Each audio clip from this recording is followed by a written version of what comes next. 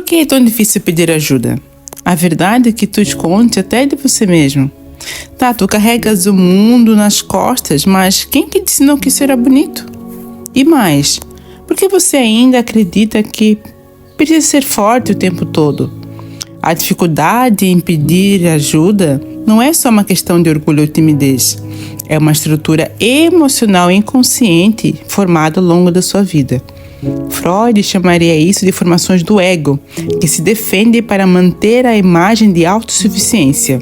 Já Reich, ele veria isso como uma couraça caracterial, e Joe Dispenza como um programa subconsciente que governa a sua personalidade atual. Uma infância de independência é o seguinte: quando uma criança não tem espaço para expressar fragilidade, ela internaliza, bem, eu tenho que dar conta. Já Freud, ele fala que isso é o superego rígido. Reich, por sua vez, fala sobre a couraça oral ou rígida, um corpo alerta, sempre alerta, tensão nos ombros e mandíbula. A crença de que consegue fazer tudo sozinha, ela é uma ilusão narcísica de controle. Na verdade, é um mecanismo de defesa, tá? E Joe Dispenza fala muito sobre a personalidade criada pela dor que precisa manter o controle para se sentir viva. Já Reich, ele traz que a negação do apoio externo gera rigidez corporal e emocional. Olha só que loucura! E o medo de incomodar e ser menos amada? Já essa, a psique ela associa precisar a ser fraca. Uma condição infantil. Se eu pedir, posso ser rejeitada. E isso trava a espontaneidade nos vínculos afetivos. E também tem uma sensação de inadequação e compensação pela ajuda. Olha, a pessoa sente que ela não é suficiente e ela tenta se redimir ajudando os outros. E aqui entra a noção de culpa inconsciente. Se eu for boa bastante, vão me amar. E também acontece o ressentimento silencioso. Ajuda aos outros e quando não é ajudada, porque criou a imagem de fortaleza. Freud fala que essa é uma ambivalência emocional.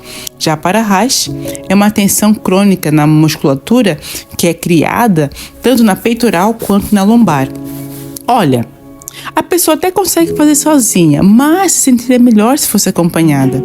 E a negação da ajuda é uma negação da intimidade. Olha que loucura! Joe Dispenza fala: a personalidade resistente repele conexões verdadeiras, mesmo desejando-as. E olha só mais uma coisa: a desconfiança dos vínculos por medo de interesse. Isso acontece muito com quem não consegue pedir ajuda. Criam muros mentais para não ser usada ou ferida, mas lá no fundo deseja vínculos reais e nutridores. Para Freud, esse é o conflito entre Eros, vida/vínculo, e Thanatos, que é a autossabotagem.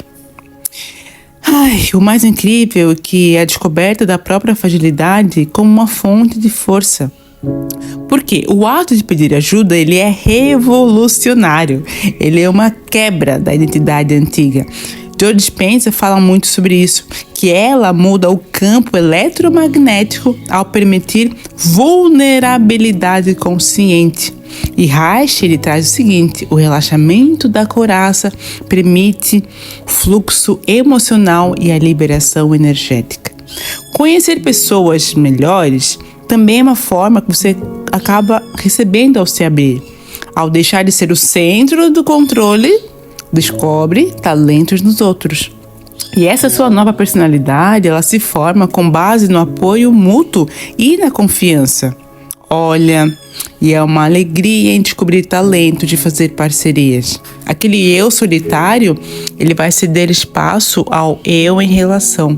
A vida ganha mais cor, movimento e conexão. Talvez pedir ajuda não seja sinal de fraqueza, mas de inteligência emocional e coragem. Quando tu reconhece a tua personalidade, teus padrões e até as tuas defesas físicas, você começa a criar uma nova vida com mais leveza, apoio e verdade.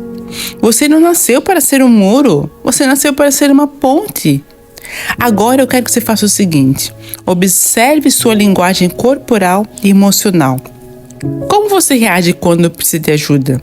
Também quero que você identifique o tipo de coraça que pode estar presente. Será que é rígida, oral, masoquista? Pratique pequenas aberturas no seu dia a dia. Aceite ajuda em tarefas simples. Pergunte-se, qual comportamento estou repetindo? O de quem teve que ser mais forte? Se você quer entender seu tipo de personalidade, seu corpo emocional e sua forma de amar e se proteger, inscreva-se agora no canal. Aqui você vai encontrar conteúdos que unem ciência, psicanálise, neurociência e a alma. E lembre-se, saber pedir ajuda é o primeiro passo para mudar a vida que você vive hoje. Inscreva-se aqui embaixo.